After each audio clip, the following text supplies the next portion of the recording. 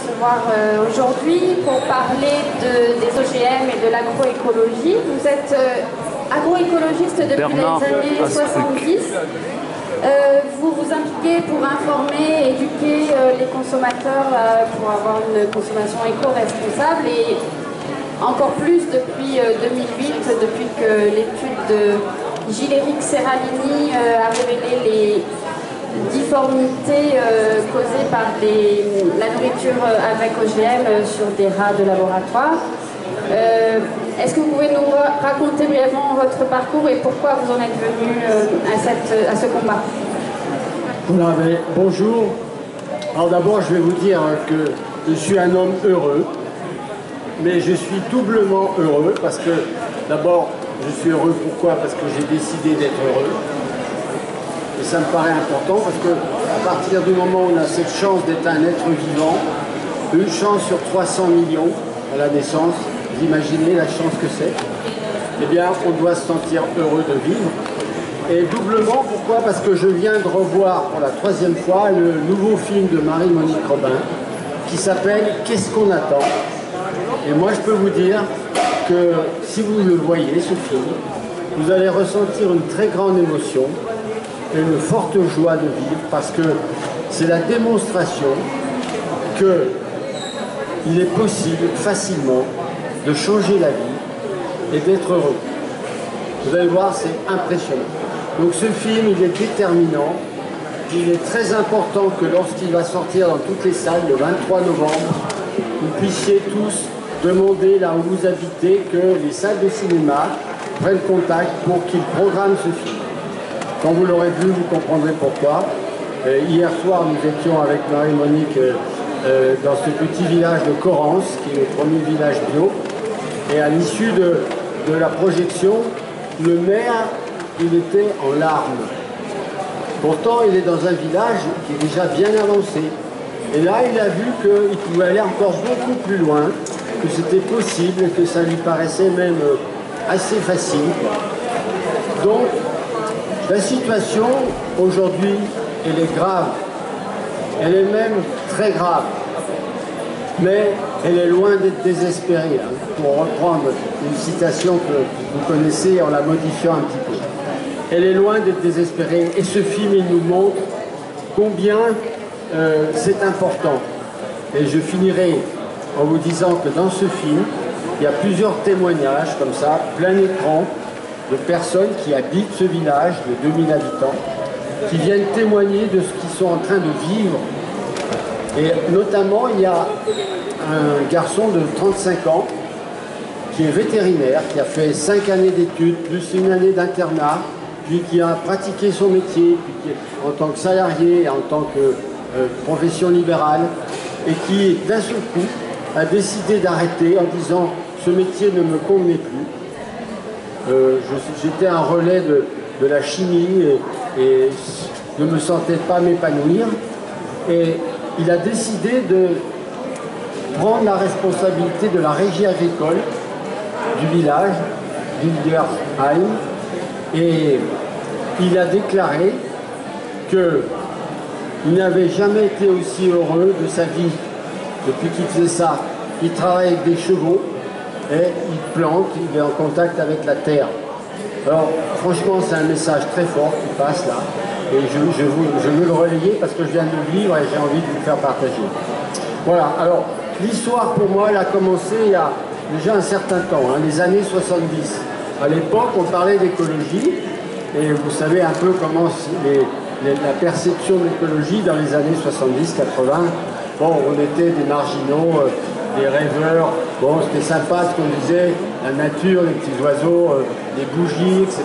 C'est pas pris au sérieux. Ouais, pas du tout pris au sérieux, mais ça se passait très bien, hein, ceci dit. Il n'y avait pas de confrontation violente, sauf pour le nucléaire, hein, par exemple. Mais sinon, ça se passait bien, quoi. Jamais on n'aurait imaginé que ce qu'on disait à ce moment-là puisse faire un tel chemin et s'avérer même être la seule alternative possible. Parce que c'est ça dont il s'agit. Et quand on me pose la question de savoir si l'agroécologie peut nourrir la planète, je réponds que non seulement elle peut nourrir la planète, mais c'est la seule alternative qui existe pour nourrir la planète durablement et sainement.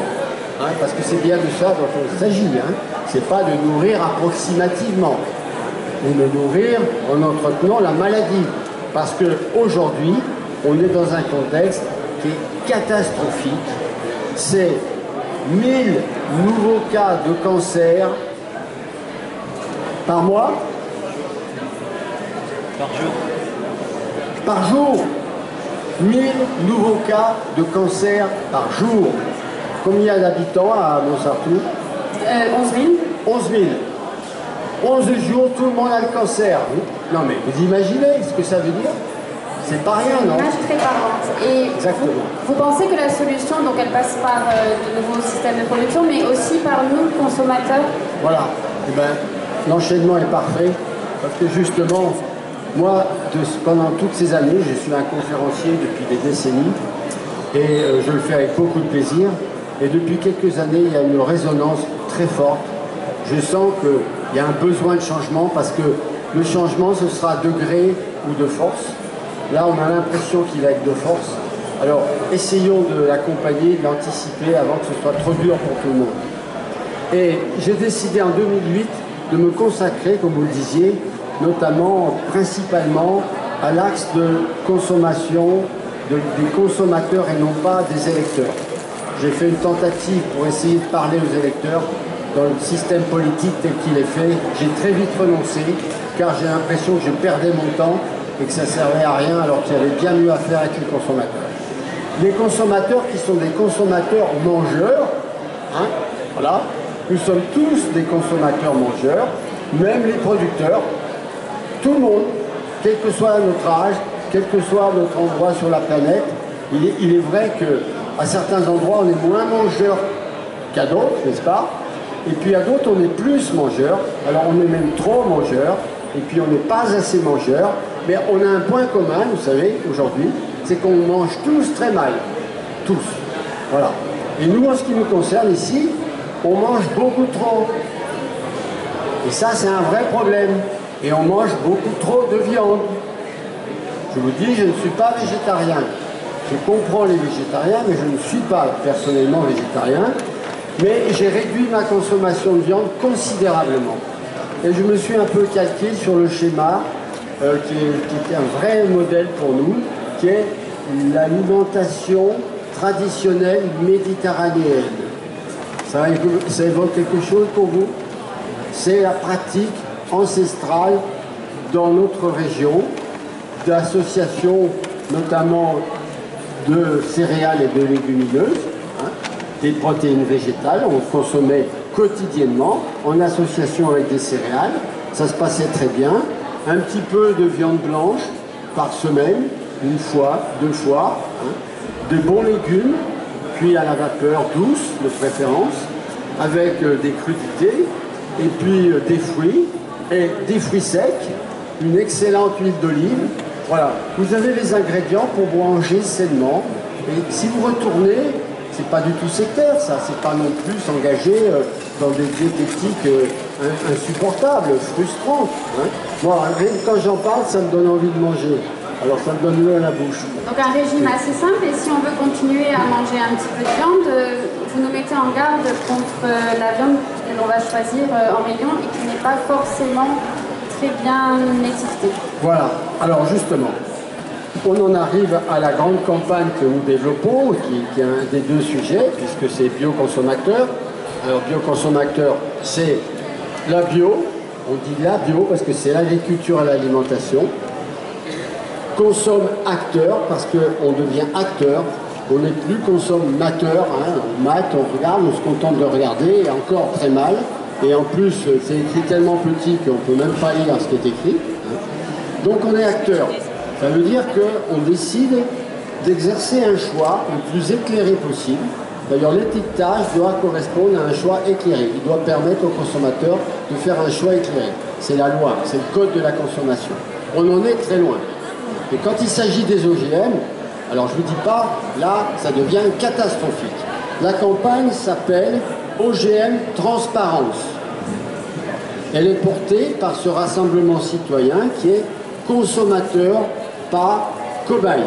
Pourquoi? Parce qu'il est parti en 2012 de cette étude du professeur Gilles-Éric Serralini, du CRIGEN, et vous avez tous vu des images à la télévision qui vous a même peut-être choqué, où on voyait des rats de laboratoire avec des tumeurs mammaires exorbitantes et qui étaient atteints gravement avec des lésions aux reins et au foie. Pourquoi? Parce qu'il a fait une étude indépendante qui a duré 24 mois sur les rats, c'est-à-dire la vie durant des rats, alors que les études qui étaient faites, financées par les semenciers eux-mêmes, duraient 90 jours. Et vous savez quoi? Les problèmes sont apparus au 4e mois. Ça veut dire que les 3 premiers mois, on n'a pas vu de problème significatif sur les rats. Et à partir du 4e mois, c'était catastrophique. Voilà. C'est une étude qui a fait beaucoup de bruit et dont on n'entend plus parler. Pourquoi? Eh bien, écoutez, on n'en entend plus parler parce qu'elle a touché des intérêts tellement colossaux que les pressions du lobbying, y compris au niveau européen, s'exercent quotidiennement et ils sont omniprésents, eux. Alors que nous, les consommateurs, on est nombreux, mais on est isolés. Et ça, c'est le vrai problème. Et le rassemblement citoyen, qui s'appelle consommateur, pas cobaye, hein, ça veut bien dire ce que ça veut dire, parce que l'étude de Serralini s'appelait Tous cobayes. Et il y a eu un film de Jean-Paul Jot, qui est sorti, un excellent film, qui s'appelle Tous cobayes. Lui, c'était point d'interrogation. Alors que le scientifique, lanceur d'alerte, que je remercie énormément, parce que c'est un humaniste, et lui, c'était point d'exclamation. Consommateur, tous cobayes, point d'exclamation. Et eh bien, cette étude, elle a été déterminante, c'était un tournant. Et moi, j'ai proposé, dans le Salon Marjolaine, à l'issue d'une projection de ce film, j'ai proposé qu'on fasse un grand rassemblement citoyen et qu'on lance 2 campagnes. Une qui est pour un moratoire OGM Roundup, ça veut dire on arrête d'importer les OGM et le Roundup parce qu'on a la preuve avec cette étude que c'est préjudiciable à la santé des êtres humains et que ça doit être prioritaire. Et donc ça doit déclencher l'application du principe de précaution. Alors cette campagne, elle est en cours, c'est la numéro 1, elle a rassemblé 200 000 signatures à ce jour, c'est pas suffisant. Et on a lancé la deuxième qui, elle, est encore beaucoup plus consensuelle, qui s'appelle OGM Transparence et qui est destinée à obtenir l'étiquetage obligatoire de tous les produits alimentaires issus d'animaux nourris avec des OGM en France. À votre avis, c'est combien d'animaux sur 10 qui sont nourris avec des OGM en France? Vous diriez combien? 9. 9. Voilà, vous la connaissez la campagne déjà. Hein? Donc vous dites que c'est tous les animaux, label rouge, etc., sauf les animaux bio. Alors, très exactement, les 9 sur 10, sauf le 10e, il est soit en élevage bio, soit certains labels rouges seulement. Certains. Il faut aller voir. On ne peut pas savoir. Ah non, il faut voir le cahier des charges. En général, ils le disent. Mais cet étiquetage n'est pas obligatoire. Nous voulons qu'il y ait indiqué sur tous les produits alimentaires nourris aux OGM. Voilà, cette petite phrase.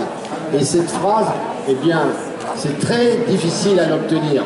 Vous savez, les grandes firmes multinationales, dont Monsanto, n'est-ce pas? Et puis Bayer maintenant. Alors vous savez pourquoi Bayer achète Monsanto? Eh ben, pour se refaire une santé, hein, parce que Monsanto sur toute la planète, c'est prohibé maintenant. Si vous voyez marqué Monsanto, ou si vous voyez marqué OGM sur un produit, est-ce que vous allez l'acheter? Non. Non. Mais vous les achetez parce que 9 animaux sur 10, ça veut dire quoi concrètement? Ça veut dire que toutes les viandes, le beurre, le lait, les fromages, les œufs, la charcuterie, les plats cuisinés, tout ça est impacté.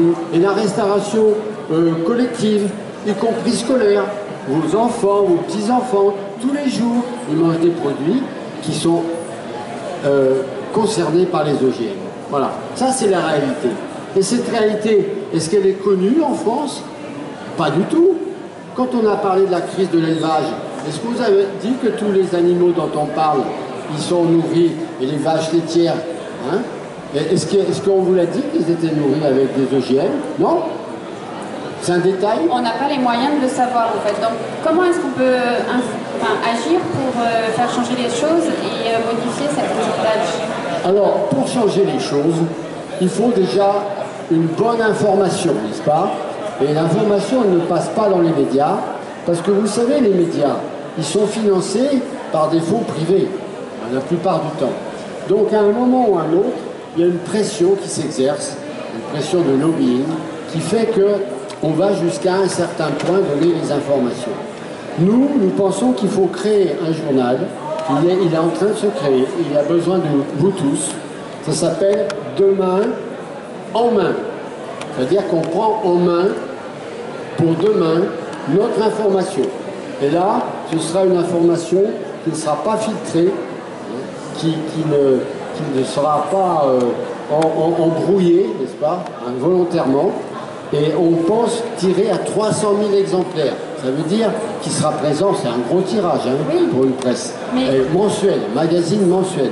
Très important. Alors quand vous allez signer cette campagne et la faire signer autour de vous, s'il vous plaît, faites-le.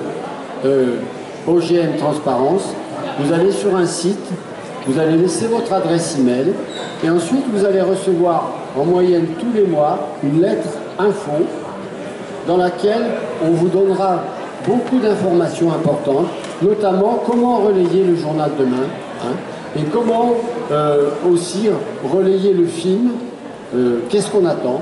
Tout ça, vous saurez comment agir concrètement. Là, c'est très important. Alors, vous disiez les actions. Eh bien, il faut faire signer au moins chacun une dizaine de personnes. Ce petit tract qui est particulièrement écologique, économique, parce qu'il n'est pas plus grand qu'une carte de visite. Vous voyez, c'est pas par hasard, c'est un choix délibéré. On a mis l'essentiel. Après, on va sur un site et on a toutes les informations complémentaires. Donc ça suffit. Vous voyez, ça se met facilement dans sa poche. Vous faites signer tout votre entourage et ensuite vous avez un engagement moral qui est de ne pas le jeter, de le donner à quelqu'un d'autre qui va faire pareil. Pourquoi? Parce qu'on vise 1 million de personnes. Il nous faut être 1 million de personnes signataires parce que c'est la bonne échelle. Aujourd'hui, si on veut pouvoir peser sur les pouvoirs publics et sur le pouvoir de l'agroalimentaire, il faut être nombreux. Parce qu'ils savent très bien s'adapter aux circonstances, les politiques et la grande distribution. Vous savez, si un produit commence à moins se vendre, ils ne sont pas tendres, ils dégagent. Et si les produits qu'on leur propose actuellement à base d'OGM, il n'y a plus d'acheteurs, ou beaucoup moins, parce que dès qu'on aura obtenu l'étiquetage obligatoire, ça va faire chuter les ventes directes de 30%. Ça, c'est direct. Vous allez voir, nourrir aux OGM, hop, vous achetez plus. Alors eux, qu'est-ce qu'ils vont faire? Ils vont demander à leurs fournisseurs de leur proposer des produits non nourris aux OGM. C'est exactement ce qu'on veut, mais on n'y arrive pas.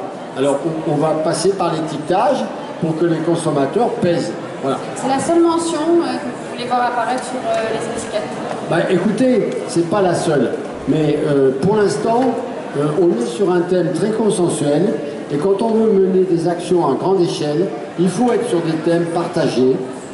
C'est 95% des Français interrogés par France Nature Environnement, qui est un de nos partenaires qui soutient la campagne, qui ont répondu qu'ils voulaient cet étiquetage de transparence sur les OGM. Donc c'est quand même quasiment 60 millions de Français. C'est énorme. Est-ce qu'on pourra résister longtemps à la demande précise d'étiquetage de tous les Français?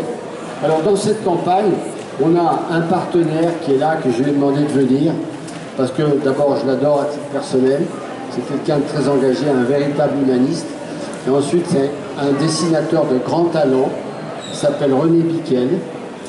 Allez voir, s'il vous plaît, ce qu'il dessine, ses œuvres. Il écrit des ouvrages qui sont tout en bande dessinée.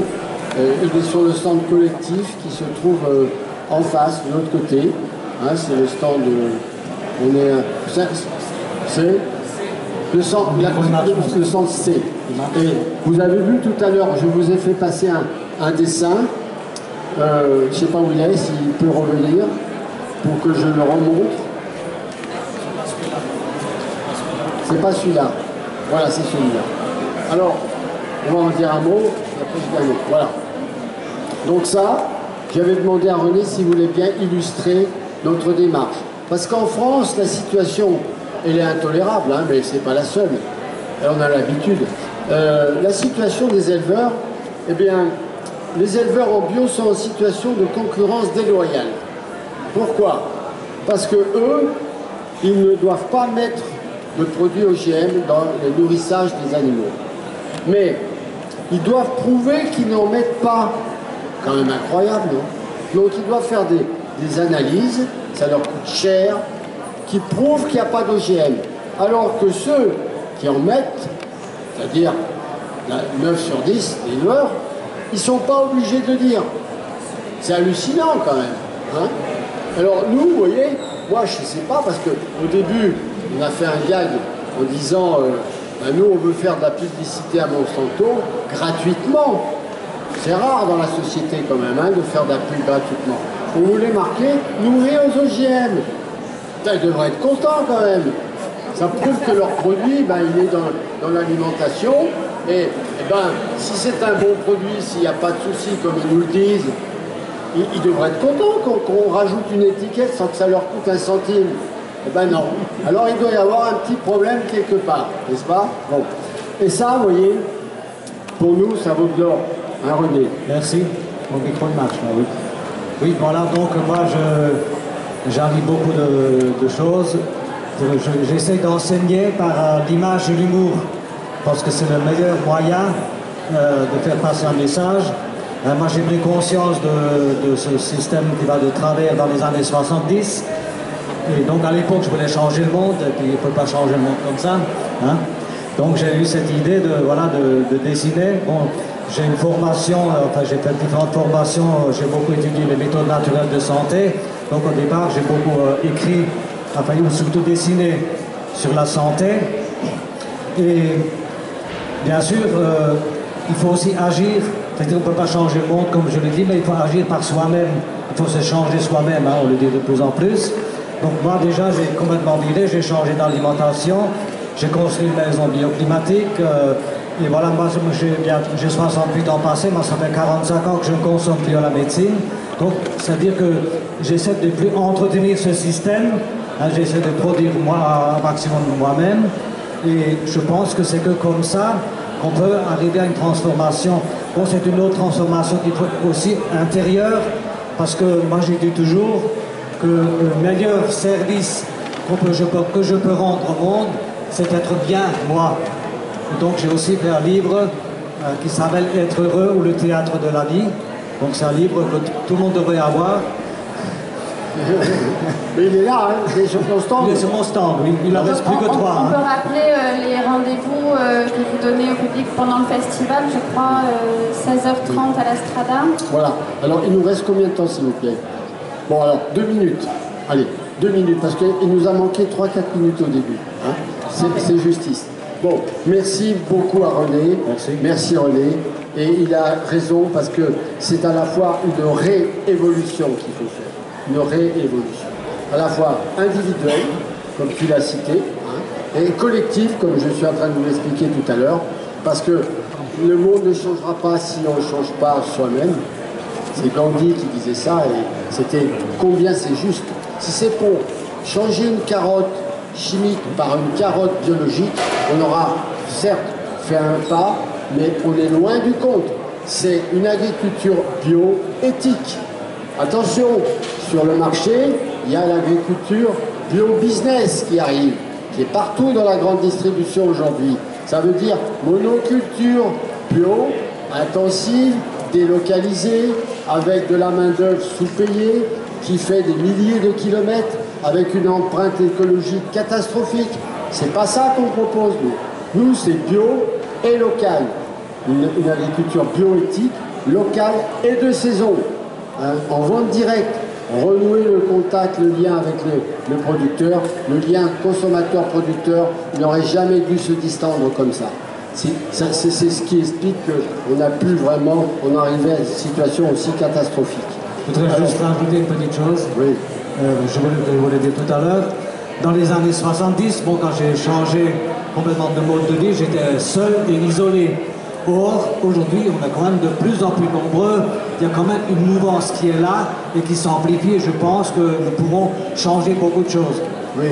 Et justement, alors pour conclure, donc, en résumé, parce qu'il faut quand même, c'est pas parce qu'on est dans l'écologie qu'on ne doit pas être efficace, hein, au contraire.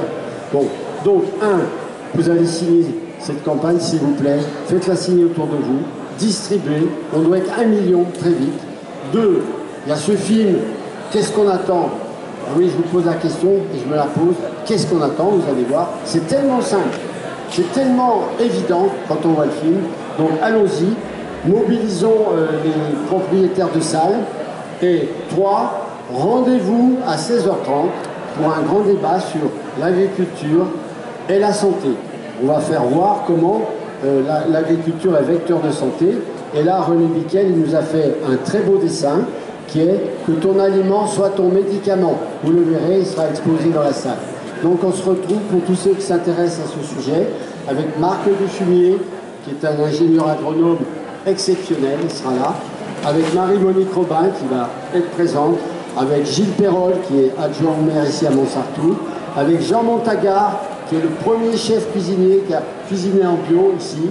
Hein, à Nice, il avait un restaurant bio, il sera là aussi, il dédicacera son livre. Il y aura un point dédicace à la fin et vous verrez les films, les livres, etc. Et merci de nous avoir accueillis. Merci à vous, Bernard Astruc.